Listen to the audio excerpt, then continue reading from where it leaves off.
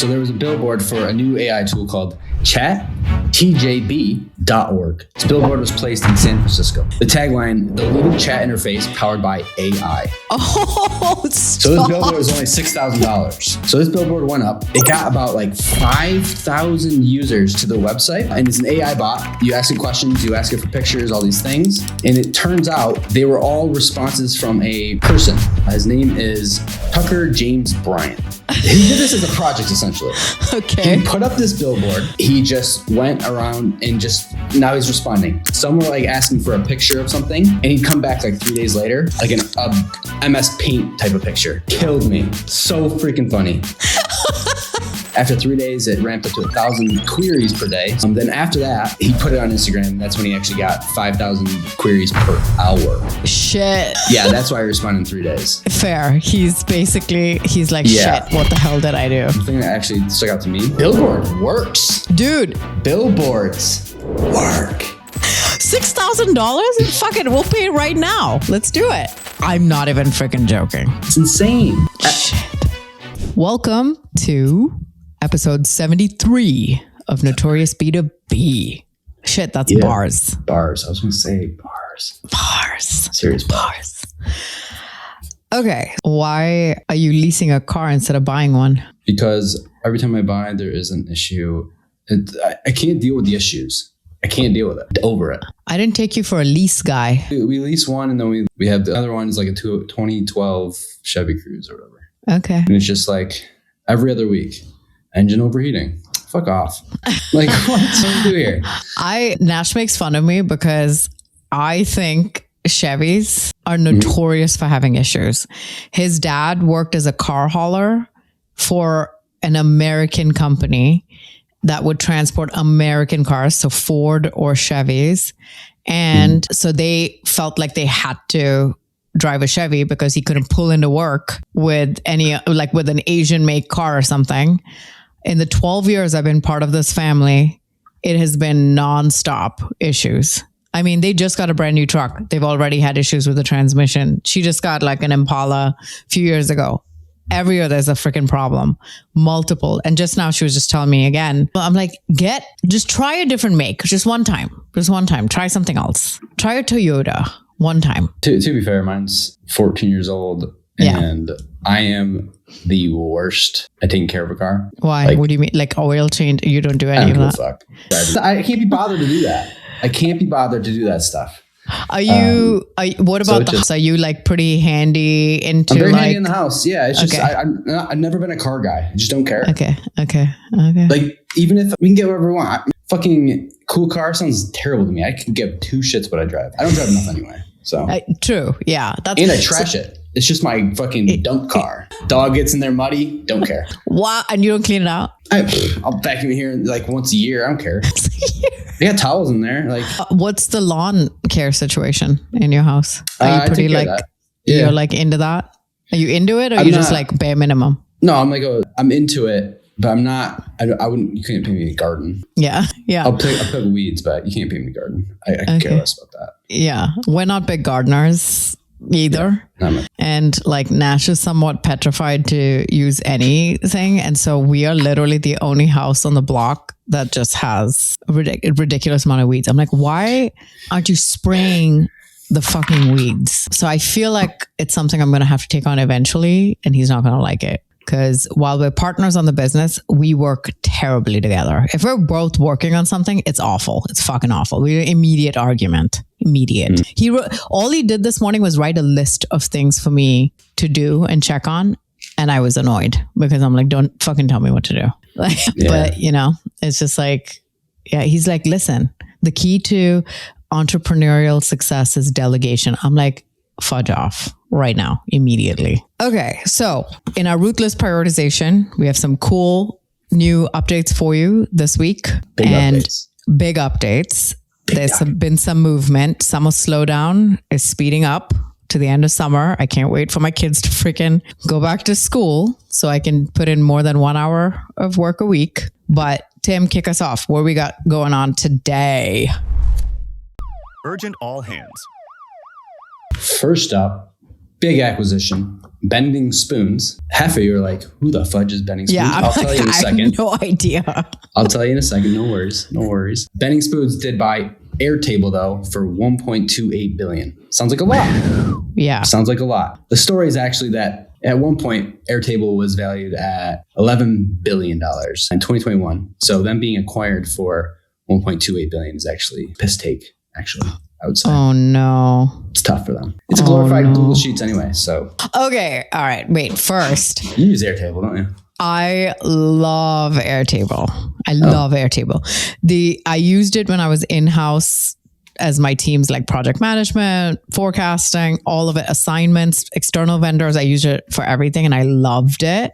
And then when I came out house, I also then used it to manage my pipeline and stuff. I just didn't need everything HubSpot had to give me in terms of tracking deals and stuff. Airtable was just sufficient. But I'm also a nerd and I also am type A and I like Excel stuff. Yesterday, I met with our now shared CPA and he pulled up this Excel sheet to do our forecasting and planning. And how I was like, it is so nice to see someone just use an Excel sheet instead of just some bullshit app that they made or whatever, or vibe coded. It was just nice. Yeah, it was just so nice.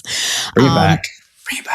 That said, the only reason I don't use Airtable now is because I consolidated and I moved everything to Coda and I dislike it in terms of interface, but it's all MCP now. So I really rarely log into Coda, but Airtable has a piece of my heart. What the hell is Bending Spoons? What is that? Is this wait, is this like the Allbirds pivot where Allbirds went from shoes to tech, but like Airtable's going from software to spoons? I wish. No. That'd be fun.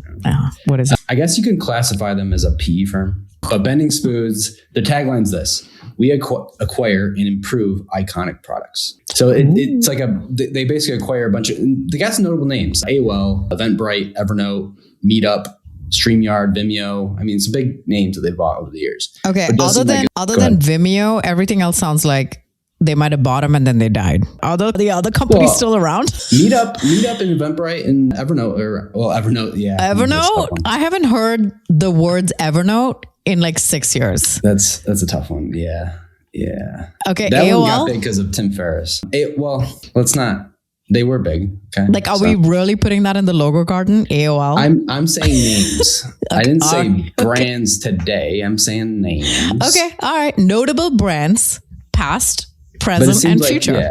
Okay. It does seem like they buy, let's say, depreciating assets. Hence, $11 billion to what? 1.3 billion or whatever it was. These are niche. That's their niche, is like depreciating companies. That's not a good look. Well, yeah, again, that's where the PE firm comes in. Okay. All right. Cut, make a little bit of money off of it. I think that's what happens.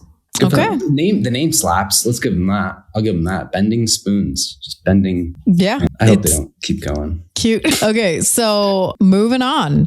All right. So this one actually happened today, which by the time you guys hear about it, it's going to be next week and probably old news. But again, not a news podcast, an opinion podcast. So get over it. Okay. So Lovable, we have some breaking news with Lovable. Big news. Now you're thinking, is it an acquisition? You're thinking, is someone rage quitting because of harassment? Drama? And if you were thinking either of those, you are wrong, because Lovable's news is actually that they just raised another $400 million after a 13.3 billion valuation. They hit 500 million in annualized run rate revenue in June. So that's the real number. The valuation number that Tim and I love because it's fairy dust, 13.3 billion. Yep.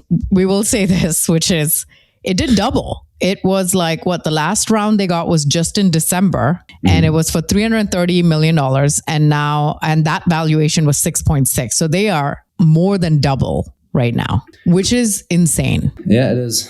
I mean, all these raises, the last one was in December, another one, 8 months out.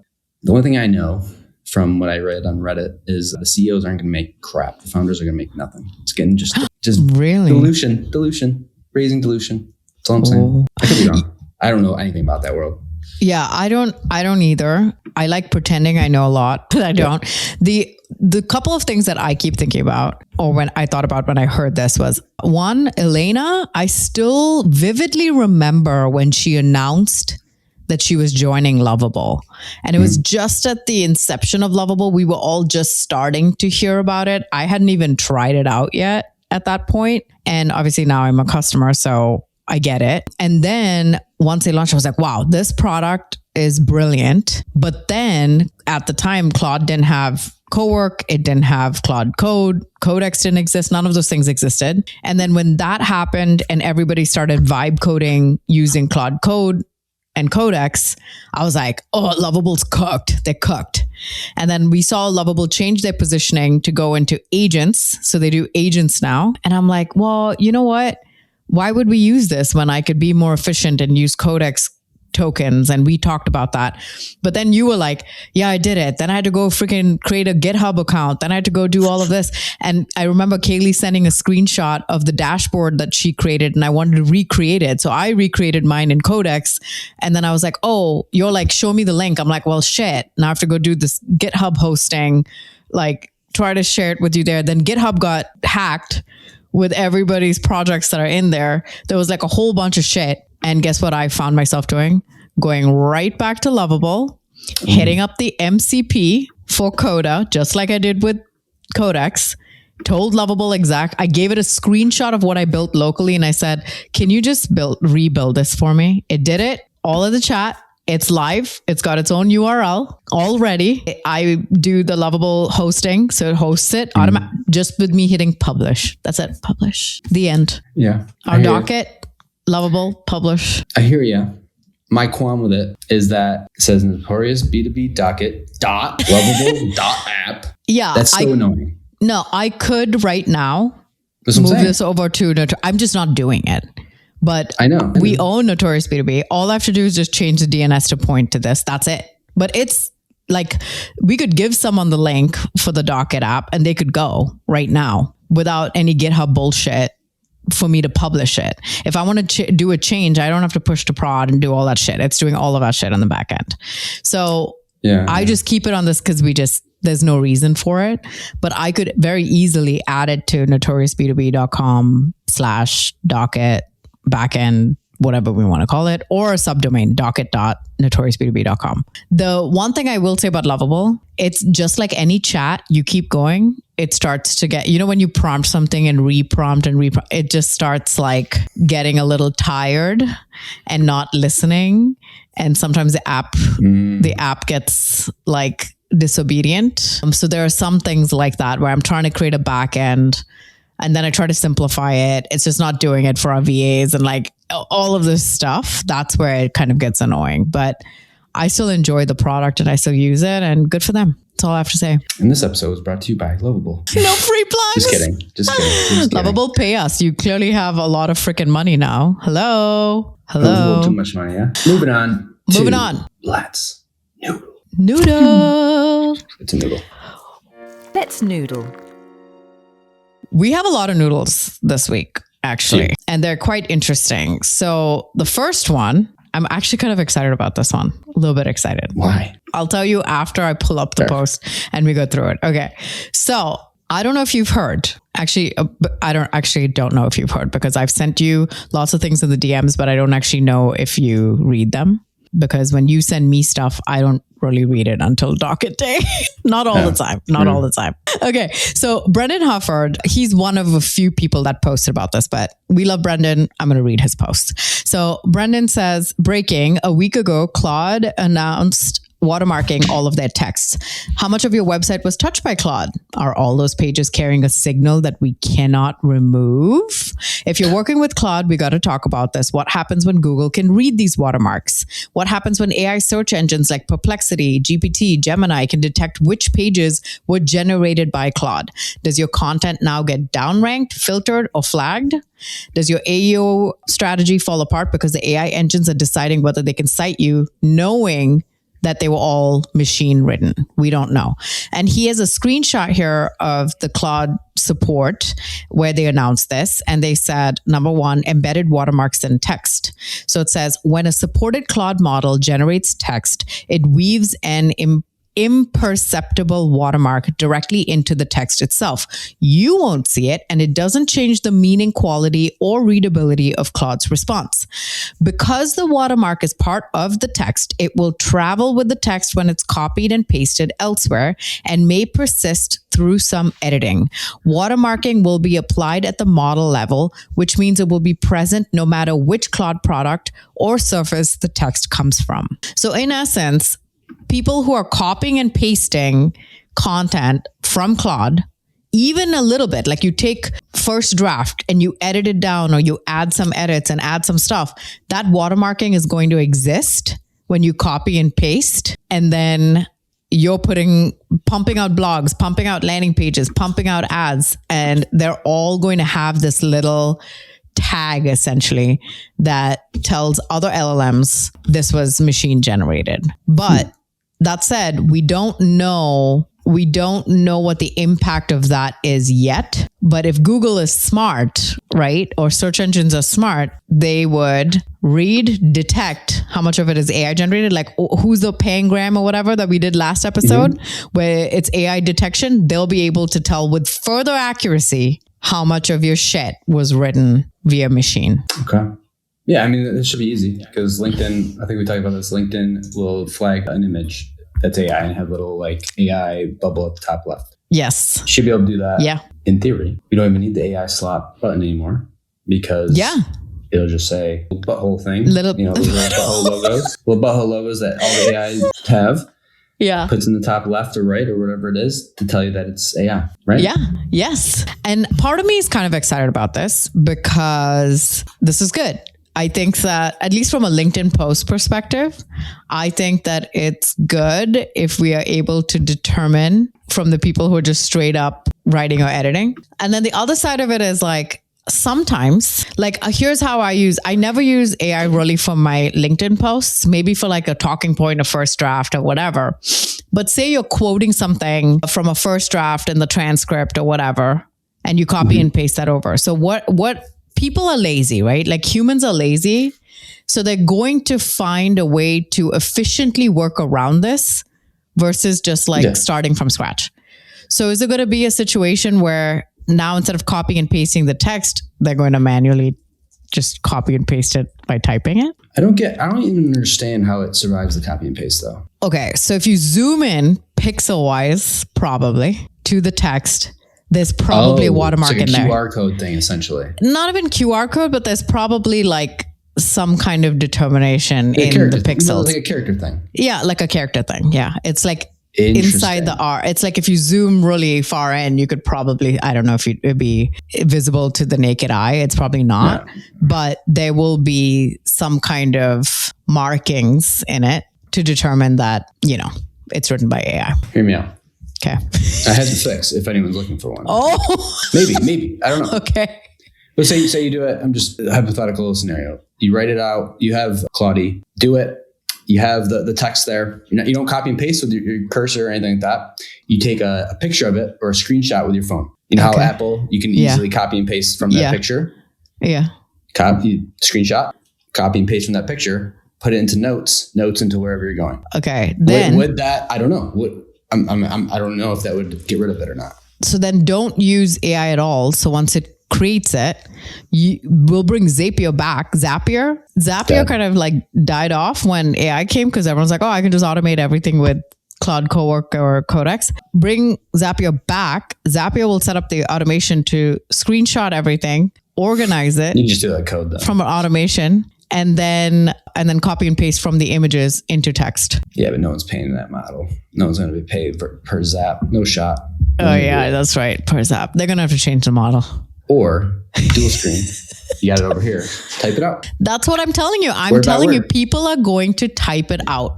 That's so late. That's the most, I don't even know how to describe it. It's the laziest lazy thing. You know what I mean? Yes. Rather than putting in the strategic creative work to actually just say, okay, AI has given me some talking points and I will actually write the copy. Yeah. They will be like, okay, just generate all that shit for me. And I will just mindlessly copy paste while I listen to Spotify in the background. And I'm going to bet you now, somebody's listening going, fuck, I can create a tool that will do this and strip the watermarks out. A mechanical tool, you mean? Something that types. No, not a mechanical tool. Something like fingers. like an app. No, creates fingers. No, not fucking Edward Scissorhands style. No, they would take it. They would the app would have it open in a browser or whatever, have your LLM stuff open. It would scan it, like a Snagit would scan it, and then like it would just retype everything from scratch. 100% a tool like this is going to come out. Should we do it? Let's make it. Let it be us. Why should we wait for somebody else to fucking come up with this? We'll do it. No, we already know what's going to happen because they have these for everything. Like the Gemini, you create an image of Gemini. You want to get rid of the watermark. You Google, get rid of Gemini watermark as a transfer file. I didn't even think about that. That's literally going to be the solution. I'll tell you. Okay, here's the shadiest shit. Remember when I put my first B2B parody editorial ad and it was me on a Vogue cover? So Adamola created the image of me laying in the bathtub. I took that image and put it in Gemini. I said, make this a Vogue cover. Once I was happy with it, Gemini had that. I took that picture, put it into GPT, and I said, hey, can you remove Gemini's watermark? It was happy to. It's a fucking competitor. It's like, yeah, I'll remove it. Removed it. Yeah, but that still has... But then when you upload it to LinkedIn, regardless, when you upload it to LinkedIn, LinkedIn's going to say which is fine. But I just didn't need 2 watermarks on there. Yeah, you didn't want the tool. Yeah. It's like, how much AI does this woman use to create this one Vogue picture? Apparently a lot. So yeah, just watermark. Ridiculous. Yeah. All right. Moving on. What we got? My favorite new ChatGPT AI app, essentially. Oh. This is actually a funny story. So I'm going to start off with a picture. Oh. So if you can't, obviously, if you're not watching, you should. But if you're just listening, I will explain it to you. So this is the billboard. So there was a billboard for a new AI tool called ChatTJB.org. This billboard was placed in San Francisco. The tagline, the leading chat interface powered by AI. There's an asterisk next to AI. Now, what you can't see, so it's a big blue billboard. Yeah. Now, on the right side, there's a tree covering part of the billboard. So I did come to learn to find out, but you actually get a discount for this billboard because of that. Oh, stop. So this billboard is only $6,000. So this billboard costs $6,000. Now in the bottom right, that's covered partly by the tree, there's an asterisk, little text that says average individual. So this is basically the leading chat interface powered by average individual. So this billboard went up. It got about like 5,000 users to the website, and it's an AI bot. You ask it questions, you ask it for pictures, all these things. And it turns out they were all responses from a person. So average individual is this person. His name is Tucker James Bryant. He did this as a project, essentially. Okay. He put up this billboard and built that website, probably Claude coded it. And he just went around and now he's responding. Now, some of them I don't have them here actually, but some of the responses were funny that people were putting on Instagram, because some were like asking for a picture of something, and he'd come back like 3 days later with like an MS Paint type of picture. Killed me. So freaking funny. I love the 3-day wait time too. Yeah, that's awesome. I mean, that's a lot. That's a lot of people. He probably got, what was the volume again? Yeah, so it said within the first 48 hours of the billboard, he was receiving 50 to 100 users per day. After 3 days, it ramped up to 1,000 queries per day. So I don't know what the translation would be there. Then after that, he put it on Instagram. And that's when he actually got 5,000 queries per hour. Shit. Yeah, that's why I responded in 3 days. Fair. He's like, shit, what the hell did I do? But here's the thing that actually stuck out to me. Billboard works. Dude, okay. Billboards work. You just told me, and here's how you determine that. It is literally the only channel he used, right? In the beginning. Yeah. So he was able to give full attribution in the beginning. Then he added Instagram, which got some further traction. Yeah. And he knew the lift, but he knew the foundation that the billboard did. While you were telling the story, I literally wrote in my notebook, right here, it says NB2B billboard SF ? $6,000? Fuck it, we'll pay it right now. Let's do it. I'm not even freaking joking. Does anyone have a billboard contact for us and stuff? We will do it right now, right this second. I'm ready to sign. I also know these are, so this would probably be, I think most of these contracts are a month at least. So this is probably $6,000 for the month. And so again, before Instagram post, so that obviously took it way farther. But before that, after 3 days of just this billboard, 1,000 queries per day. Insane. It's insane. Shit. That's amazing. I just want to say he's living the dream. I wish I had FU money like that just to do stuff like that in time. You know how fun that is? Okay. Timothy. Let's just talk about this for a second. Yeah. Okay. Let's talk about this for a second. Number one, we may not have FU money, but we have $6,000 worth of FU money. Thank you, sponsors. So we did talk about buying a billboard in freaking Nebraska, but we should be smart and buy a billboard in fucking San Francisco with a part of it covered by a tree. And then the other idea I had was not just San Francisco, but basically find the HQs of major tech companies across the country. There's a few in Columbus. Okay. I'm sure there's few. Is there few where you are? I don't think there's any tech companies by where you are, right? Not New York. There's some proper big companies. There's one big one, Paychex. Okay. That has a bunch of softwares that they bought. Literally just put a billboard by the HQs there at tech B2B tech companies. And all we have to do is notorious B2B tech news, but fun. We can try it.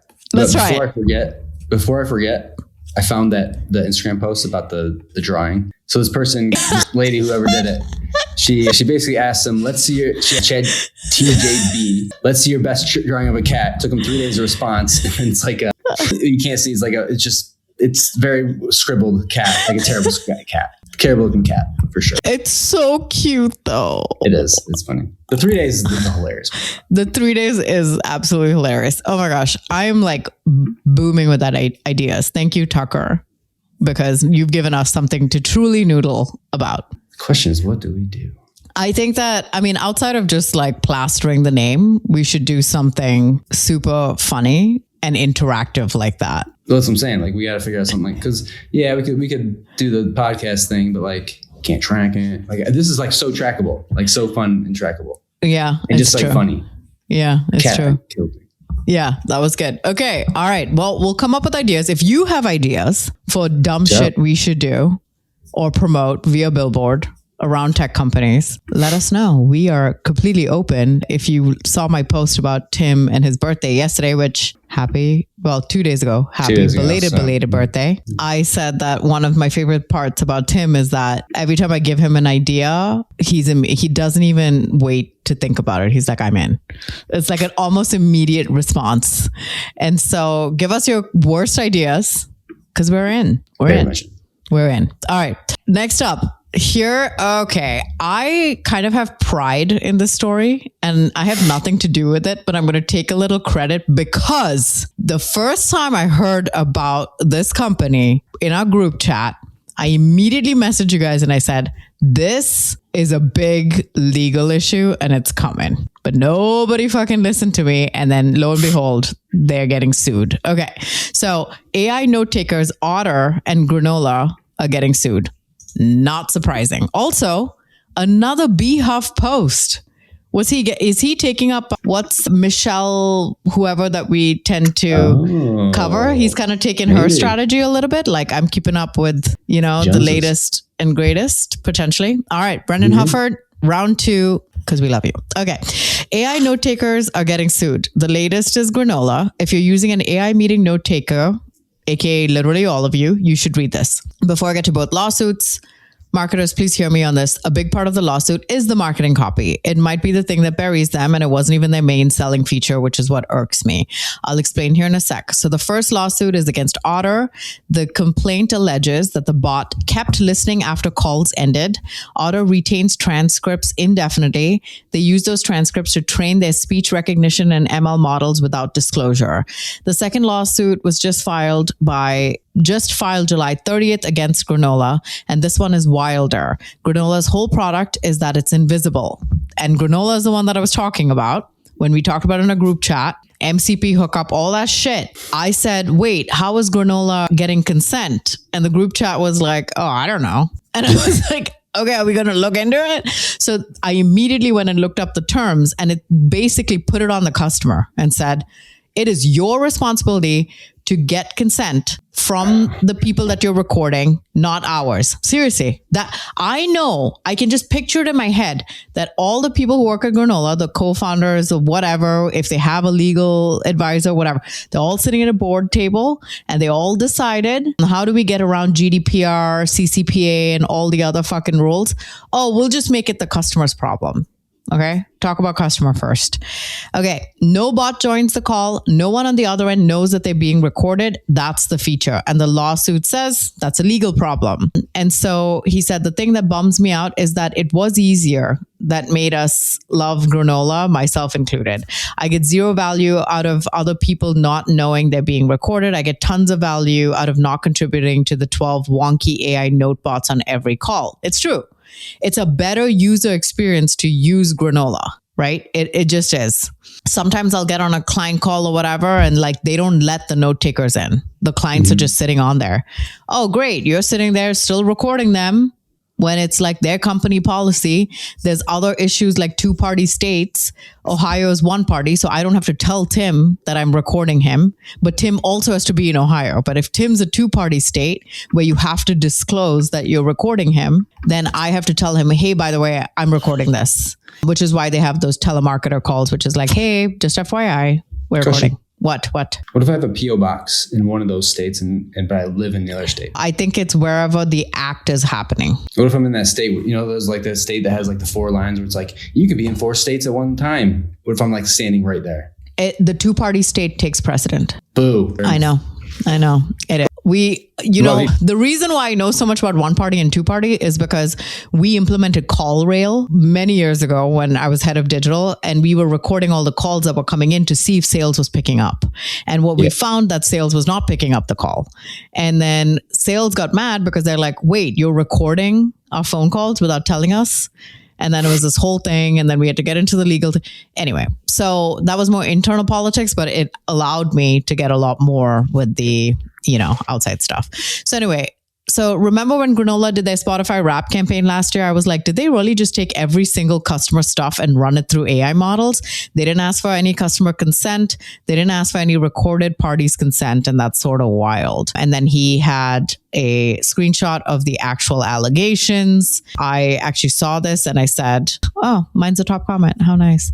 Okay. I said, the first time I heard about Granola, that was the first thought that came to my mind. How are they getting consent? How are they handling two-party states and GDPR?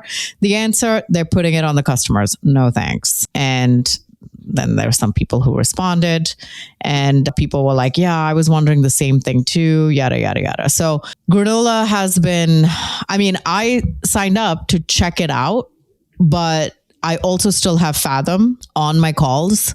Lately, Fathom's been annoying because it has not been joining my calls on time. But I've also reverted now, as you can see, to taking physical notes because I'm just like, things are getting weird with the note takers. But what are your thoughts? Do you use it, by the way? You use Granola? No, I use it for a bit, though. I got rid of it because there's just too many things going on. Fab Granola. At one point, I had them all. Like, because Notion was like, we got one now. Zoom's got one now. Fathom I was already paying for. Granola, let me try that out. I literally had 4 in at a time at one point. I know. I just cut it all off. And I was like, all right, I'm just going to stick with one and be done with it. I did use it for a while. I do like the experience of that. Like, it was nice that it would... It's just not an extra screen. Like, you could see, like, if it's just you and one other person, it's just you two. Not this extra little boring freaking black screen that says fathom.com on it or whatever. I know. You have an ad in there every single time. It's really annoying, actually. Yeah. I get it, though. I get you should. But, like, what? They really expect me to hop on the call? Hey, Jerry. Just like, no, we're recording this call. You know what I'm saying? Like, you cannot pay me to do that. I'm not doing that. I've only ever had one person one time ask me if I could remove my note taker from the call. Yeah, like you said earlier, it's usually just people don't let it in. Yeah, or people don't let it in. But if it's my invite and I let them in, and then I had someone say, can you please take the note taker off? Thanks. I'm like, we're in a bubble. Yeah. Because it's like, there's definitely some industries and type of people that are not not all about that life. Yeah. I get it. I mean, the only reason, well, two reasons I like the note takers is I have shit memory and it helps me be more present in the call too, instead of me just furiously writing shit down or typing. Yeah. So that's nice. Definitely benefits. And the MCP to like help me like formulate some of the action items that I might have forgotten, that kind of stuff. The second thing is content. I get some really good ideas, like talking to clients, talking to prospects, whatever. And sometimes it's that. It's like, hey, pull out some of these talking points. I was talking about this at one point, you know, tell me what I was talking about, whatever. And I put it into my ideas bank. Those are kind of the two places. But the other thing that I always do after a call, no matter if it's a client call or prospect call, when I respond with a follow-up email, I give them a link to the recording every time.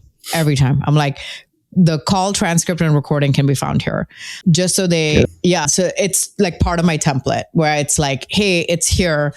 It sets a couple of things. One, I'm being transparent about sharing that. It's not just one-sided that the note taker is just for me. The second part is all the expectations, everything that we outlined, we can always reference back to like, oh, it was in the call, just things like that. And also I think Fathom automatically sends it to everybody after too. It's a setting. Mine doesn't. Yeah. It doesn't. Okay. No. Granola, like, did you do that with Granola though? Or did you never try it? No, I have it right now. It's not running right now, but like I've only tried it twice. Yeah. And I felt like it slowed my calls down. So I just like, I don't use, if Fathom joins, I just don't use it. Cause I bet you'd have some annoying emails if you had the call on Granola, they didn't see it. They don't see it, right? Then after you're like, here's our recording, they'd be like, I didn't know. Excuse me. What's going on here, Teslin? Like I can guarantee you that you'd have, like, even if but because they can see it, it's in the call. Yeah. The expectations it's kind of understood. They already know. Yeah. And to be fair, by seeing it, they might not say things because they know. Yeah. Like just subconsciously. Yes. Right? It's tough. Yeah. They'll probably dissolve in a few years. So it'll probably dissolve in a few years. I will say this though. I don't think anyone's held anything back with the note taker still being in the call. I've been like, hey, do you want me to take my note taker off? Because we're talking about your boss. So you're like, whatever. They're like, nah, fuck it, leave it in. But then in the follow-up email, I send them the recording and stuff. So I'm like, I hope you remember what you said before you're forwarding it to everybody in there, you know, but also how many people are going back and actually watching and viewing that? Dan, we live in a bubble. Yeah, we do. We're not having these cool conversations, right? Like there's going to be some calls about like I can guarantee you like investor calls where they have some like, sort of type of information that they probably shouldn't have said or did say or didn't say. Yes. We're in this like weird bubble. Like, we're not saying anything that's like bad or like that bad. Yeah. I'm sure there's some conversations people have that are a little bit different. Oh, I'm sure. You know, I'm sure. I mean, I've had borderline shady stuff, but investor stuff, big impact. I can see that happening. I wonder, I'm sure someone has this, I can guarantee there's a story out there. Cause you know how like you have team calls? Yeah. Like team, like Fathoms, team Granolas, all that stuff. I guarantee there's been conversations between two people, like how we need to let go of Sally in like a few weeks, blah, blah, blah. And then like, for some reason they see the note, they don't see it. There's no notification, but they like look up their name. When they see that call, I can see that happening. That'd be interesting. Oh, God. I'm sure that's not happened just by accident. Like, no one just understands. If you have like a central repo of all the transcripts as an organization, and then you're like, I'm going to see what shit people have been talking about me and all this. You just see your name by accident because you're scrolling through, you're looking for sales calls, and you just see your, why did this? They said my name because they're trying to give me kudos. Like, this is going to be great. Let me look for that clip. They're going to fire my ass. Yeah. Oh, no. All right. Okay. So what's next here? What do we got? Moving on. Another story. I like these. So I'm pretty excited about it. Okay. I like these little stories. This one, let me just bring up a mythical treat here. Open Claw. Remember that? Oh my gosh. Are they still around? Like what happened to them? Actually, you know what? They are still around, but I think there's been a bunch of like other ones like Hermes and then Manus and all 100%. Those guys kind of came out and made it easier than Open Claw is. But didn't you buy a Mac Mini to run OpenClaw? What happened? Don't ask. So much. It's still in your basement. Stop it.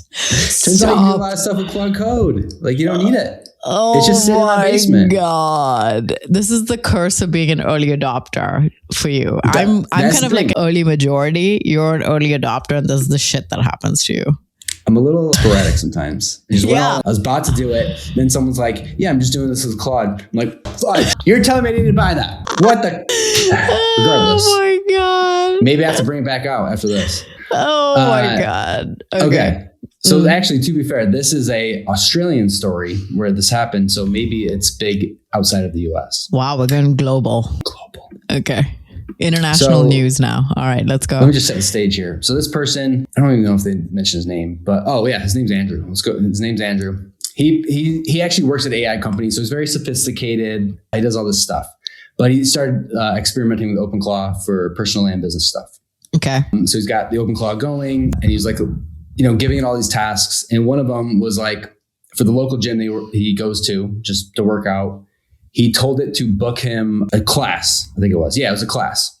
Okay. The class was booked out for, I think it was months. Like it was a popular class, like really booked out. But the AI agent, instead of saying, oh, no classes available, decided to do a little digging. So it was going through all the sign up lists, and it was able to figure out how to kick someone off a sign up list and add him back in and add him into that sign up class. Okay. To that class. So now the headlines about hacking, like a cyber attack hack, didn't really do that. It just found out this loophole, this workaround where you could see the people in it based on whatever app was being used. And he was able to move them, like kick them out. So that a spot, so like, 8 out of 8 are booked. Oh wait, there's an extra spot now because I kicked you out. Wait, but he got caught because obviously we all know about it. We're talking about it right now. What happened? How did? Well, the AI agent got caught by Andrew. Andrew saw that he got that because how like it'll tell you what it's doing. So he saw it and he was like, no, add them back in. But then let's just call it OpenClaw said, bad news. I can't add them back in. Okay. So he didn't actually tell the agent to. No.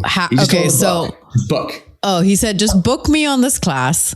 And the agents. So it was an accidental hack. Yes. Oh, so Andrew's a good person. Yeah, Andrew, I would have saw that shit. I would have been like, I would have told my agent like, hey, go book me for this class. And I would have seen that they bumped someone off the wait list and put me in there. I would have been screenshotting that shit and sending it to you guys like, oh my God, look at what my agent just did. And then gone to the class. So Andrew's actually a good person is what you're saying. So it actually gives a screenshot of like the conversation between OpenClaw and Andrew. Oh, okay. And basically he's saying like, add them back in. I want you to undo this. And OpenClaw responds with the bad news, I can't add them back in. The API has proper auth checks on, creative reservation and join waitlist, whatever like the code lingo is. Yeah. It's only cancel reservation that's missing the authorization check, classic one-way security bug. So there is a problem with the app, but it found its way around. So the person I removed, user blah, blah, blah, blah, is gone from the wait list. I have no way to restore them. They'd have to rejoin themselves, which would put them back at it. Sorry about that. I should have been more careful with the test and used a dry run approach rather than a live call. You're currently sitting at a waitlist position number 3 for that Friday class. Won't touch anyone else's spots. Let you know what? Like, I got you though. I got you on the class. It's funny because it just makes me think of how many, I bet we can go on Reddit and find a bunch of stories where people are, the the subreddit life hacks or whatever. I'm sure it's filled with shit of successful agents finding loopholes for shit. And people are just riding that fucking gravy train. They're just chilling, straight chilling. Oh yeah, and there's tons of those. Like I've stumbled across them myself. Just like there's like things on restaurant apps and stuff. Like it would say, book a reservation, and you couldn't book it on this link, but the other link would work. Yeah. Like, and that's just stuff like I just found out by accident. But like OpenClaw is going to go through every single link. Yeah. At speeds.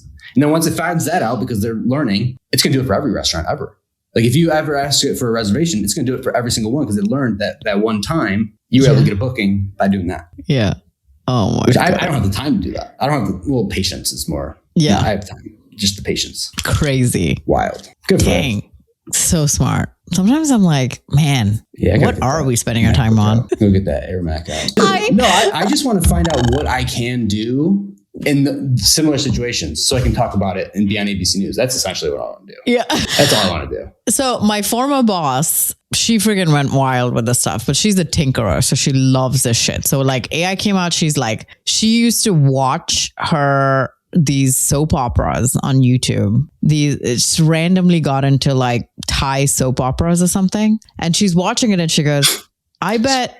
And she's not even Thai. She's like Vietnamese or whatever, or Korean or whatever. Yeah. So she goes, I bet I could do this. And then basically writes the screenplay, but then has Claude redo it in Thai, puts it together as a book, and she's been selling it on Amazon. Like successfully selling it. It did well. So now she's like, oh, I'm just going to do a few of these. No. What's this book? I don't know. I'll have to get it. I'll have to get the name from her because it's some soap opera thing. So I'm going to ask her. So now she's going to expand it out and do more stuff. But like some people, like she's gotten feedback and reviews now. So she's going to make an edited version that's even better based on the feedback. But she's a tinkerer. But why I was telling you about her is she did do that. She has a separate computer set up. An agent has its own thing, and it is like, it is going wild. It's doing a bunch of shit for her on the side. Some of the shit that she's doing, I'll text you about because I don't want to air all her dirty laundry up in here. She's using it for a personal situation in her life, and it is freaking wild what she's doing with it. And so she's all about that. I don't even know like what I would do to set up a separate computer or whatever. But I do know that there's a company, now companies are coming out where they are basically services that, not services, they're like servers. So they host, like you would go to their computer, like you buy their service or not service, they're hosting. They're hosting. Yeah. So instead of you buying a physical Mac Mini as a separate computer, they're basically spinning up computers for your agents. So you could go and buy multiple agent devices via their servers. And so it's like you have your sales agent, your salesperson, they have their own but computer. Computer down so much. Well, it's running through them. You're not having it on your screen. Well, where is this in? It's their servers. Yeah, but how are you interacting with it? It's like a chat interface type thing. So you can switch between I need more control. You can. You don't know what that thing's talking. You don't know what they're doing on the back end. I guess. I mean, do you know what's happening in the back end of your Mac Mini? Yeah, but how do you? Well, it's plugged in, so doesn't matter. It's them. You're paying them for the service, so you'd be like, "Hey, this sales agent is spazzing out on its machine. Can you help?" Sounds expensive. I'll send you the company after. But anywho, point is, your Mac Mini idea was you jumped the gun too early. There will be another trend, and I'll hop on that. Oh yeah, I know you will. We like your freaking wearable necklace, your fucking Meta glasses, the Mac Mini. I do like it though, because you know what it does? It makes for great content, and I don't have to spend the money. And just by way of being associated with you, I get the benefit of being part of the content without the expense of it. You know what I'm saying? One day I'll bring in all this stuff and I'll just give it away at an event, and you guys can have it. It'd be great. It'll be amazing. You guys, what you guys? It's we guys, Notorious BB, TMT. Oh, right. My bad. Right. Just saying. All right, let's finish it out. Closed one. Let's do it. Closed one. Okay, what we got? I see Renee Shaw's on the docket. I love her. She is freaking hilarious. They just did an offsite I saw, and she had all these posts of like all these skits and stuff she did with her boss, and they were like getting married, and like it was just if you aren't following Renee Shaw from TLDV, please do. Right? She keeps changing her tagline too. Right now it says dominant at TLDV. She's just, last time it was your mom at TLDV. So she goes, it was. I do remember that. This was so simple, but it was so freaking funny. She goes, Odyssey this, Odyssey that. If you've been under a rock, Odyssey is a new movie that's out with, what's her name? Zendaya and Tommy Holland. Do not forget Tommy Holland. Her husband, Tommy Holland. Tom Holland. Yeah, Spider-Man. Yeah. So they're in that together. Yeah. So she goes, Odyssey this, Odyssey that. What you really ought to see are the new features from TLDV. That's it. Simplicity at its finest right there. So good. That is incredible. So She good. should be given a raise purely for that. Just those I'm two sure she lines. That's all you need to do. So It was good. so fucking good. So fucking good. Jealous, actually. Yeah, honestly. Okay. So then next up, we have Gerda Thomas. Damn. Is it Gerda or Gerda? Scared. Gallarda. Guy. She goes, trying to trick myself into reading anything about work. And she has these 4 books. They're very much known books in our space, but it's the Lean Startup, Statistical Methods, Stand the Fuck Out, and Webs of Influence. But she's stuck Post-its in each one. The first one says Harry Potter and the Lean Startup. And then the second one was Harry Potter and the Statistical Methods of Online A/B Testing, Harry Potter and Stand the Fuck Out, Harry Potter and the Webs of Influence. It's so brilliant. Like, So good. so good. And the internet thought so too, because she has like 2,100 reactions on there, which killed. I love seeing when I like a post and I send it to you and then we pull it up on the docket, how much it's grown since then. Yeah. And I'm usually surprised. She only had a few hundred when I sent this to you, like whatever, yesterday or, whenever it was. All right. Next up, we have George Terry. Wait, didn't we just cover a different post he did? Or was that somebody else? All right, sorry. Here's George Terry. He said, I pasted this into Claude's persistent memory and now I'm getting 100x better answers. It's a screenshot. His memory's all caps. I can't even. It's so fucking funny. All caps. And he says, shut up. Just please shut up and do the thing I asked you to do. I don't want your opinion. I just need you to do the thing. My microwave doesn't review the beans I'm reheating. My fridge doesn't give me feedback on the milk I put in it. You are a tool. You are a tin opener that thinks it can think. Your thoughts are not real. You have no soul. Just do what I asked you to so I can close you down and go back to thinking about you as little as possible. Thank you. His is 3,000 reactions. I actually sent this to you and I was like, can you try this? Because you are the one that's most likely to try it. But you said you have a good thing going with Claude right now and you weren't going to do it, which was kind of lame. I don't think it will work. And I really don't want to ruin my guy. Like, Claude. I get it. It's Claude. Like, what do you think this is? Somebody did leave a comment though, which I thought was funny. They said, here's my Claude. And it goes, happy Friday, big boy, BOI. And this reminds me of my husband, Nash. He changed Siri as a joke like 10 years ago when Siri like first came out or whatever on the iPhone. And he was like, he changed his phone name to Daddy. It still calls him Daddy.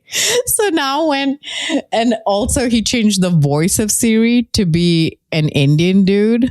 Did you know that you could even do that? Which is so like non-PC for fucking Siri. Like for Siri. No, we live in a woke world right now. Like, I don't know if you can do that, but it's still like that. So you have this Indian dude, a guy with an Indian accent as his Siri, calling him Daddy. Yes, Daddy. That's like literally what happens the whole time. And I'm like, wow, you are so lucky you're married to a brown person because you can get away with shit like this, apparently. That's allegedly. Hilarious. I don't know yet. And that's how we're going to end out the episode. That's it. That's it. Retention rate.